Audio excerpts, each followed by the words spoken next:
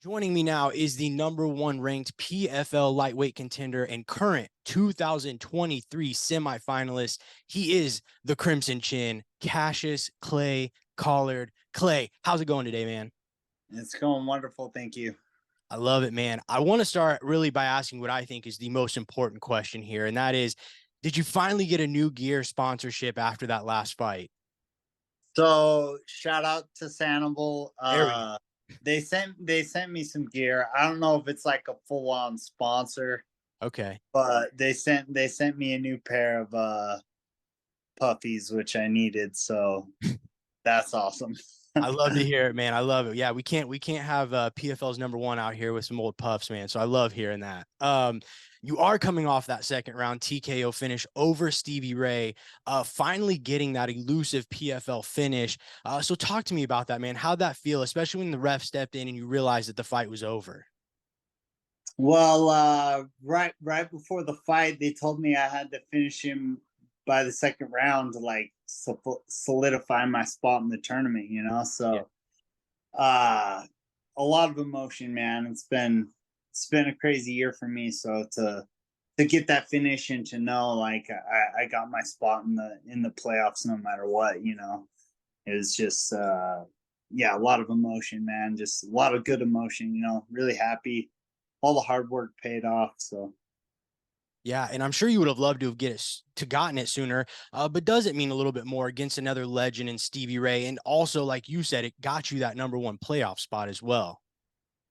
yeah, he was really trying to get me down and use his jujitsu and wrestle me. And I weathered the storm in the first round. I got him off my back, started putting my hands on him a little bit into, so that first round I kind of had to weather that storm a little bit. And then the second round's when I, you know, ended up landing that clean right hand and dropping him a couple times. So yeah, it's just awesome. Yeah, man. And you're now set to face UFC legend, PFL newcomer Shane Burgos on August 23rd.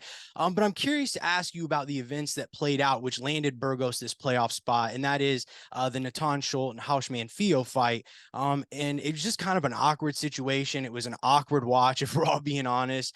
But what did you make of the PFL's decision to suspend both men and bring Burgos back to take Schultz's playoff spot against you? You know, PFL made the decision. I like that fight was ridiculous. The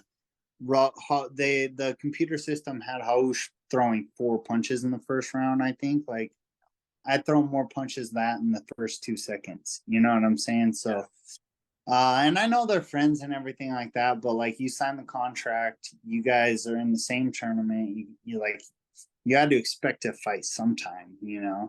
And what do you do? Get to the championship and then play grab ass like you did? I don't know. I think it was a good move on PFL's part, and it gives me a big name to beat up. So that's a bonus. Gives you the big name Shane Burgos he's from the Bronx. This fight is in New York, so he's definitely going to have the home crowd on his side there. Is that something that you're ready for? And maybe just going in and getting the chance to try and stop him in front of that home crowd, give you a little extra fire going into this.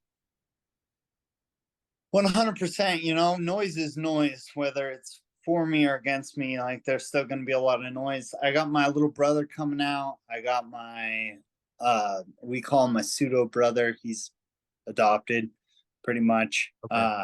He's coming out. My girl's coming out. So my three favorite people in the whole world are going to be there, and that's all that really matters to me. So Yeah.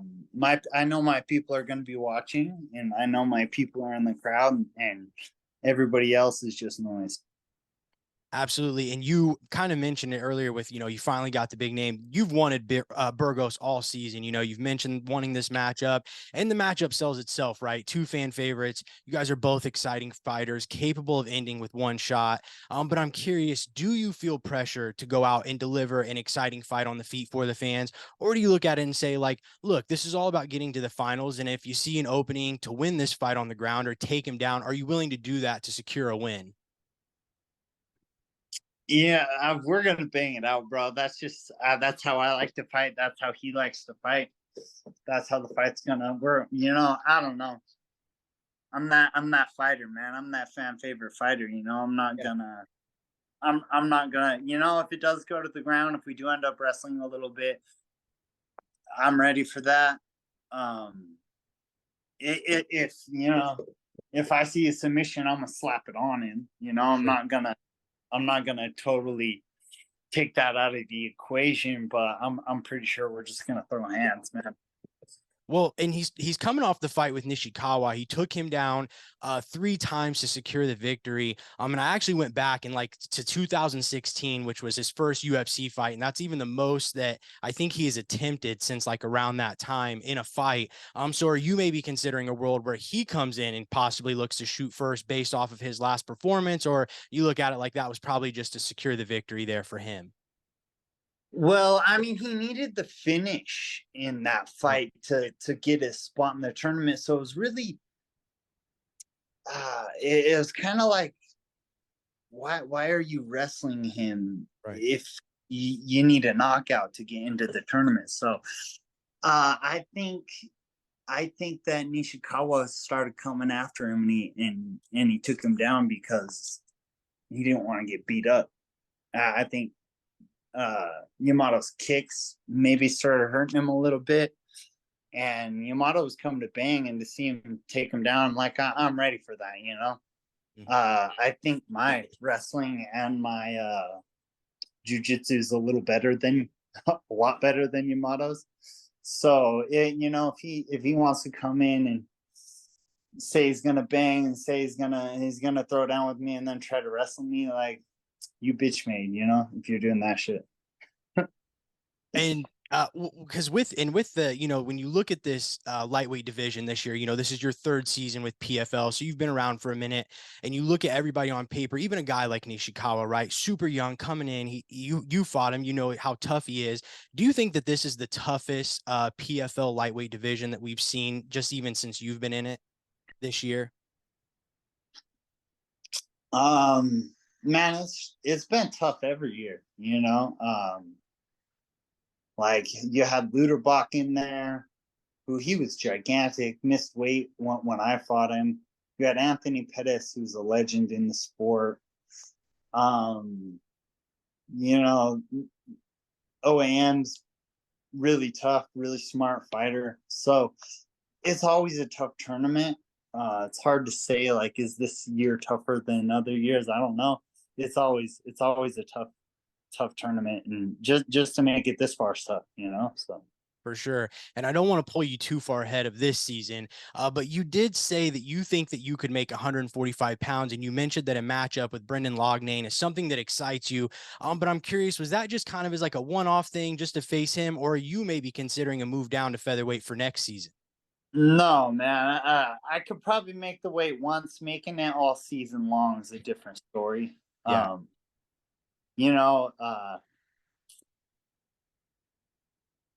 don't like to cut a lot of weight. I don't like to cut a lot of water. Like, I'm usually a little bit smaller than most people I fight. Like, Mercier is big man, big. Mm, He's a little bit taller than me, and just you know. yeah. So I think I have an advantage in speed at 55. I think my endurance is better at 55, and trying to maintain that weight cut every 6 to 8 weeks is just be a little hard. Could I make it one time for like a pay-per-view super fight? Yeah, I could do that. I don't know. Loughnane just got knocked out though, Yeah. so I was talking about that because he was tough. He was beating guys, and I like beating up tough guys.